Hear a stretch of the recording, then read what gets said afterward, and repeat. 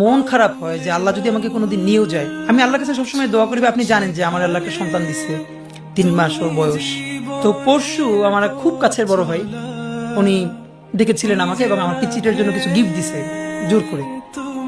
তা আমার খুব মনে হচ্ছিল যে আপনি তো ভাই জানেন যে স্বাভাবিকভাবে আমাদের উপর তো থ্রেট থাকবে এবং লাইফটা যে কোনো সময় আল্লাহ নিয়ে যেতে পারে, এটা নিয়ে কোনো আফসোস নাই। মানে ভাই এই 3 মাসে মানে আমার বাচ্চাটার আমি 30 মিনিট কোলে নিতে পারি নাই। তো আমার ওয়াইফ খুব মাঝে মধ্যে আর কি মজা করে বাচ্চারে বলে যে ইনকিলাব মঞ্চের মুখপাত্র তোমার সাথে দেখা করতে আসছে।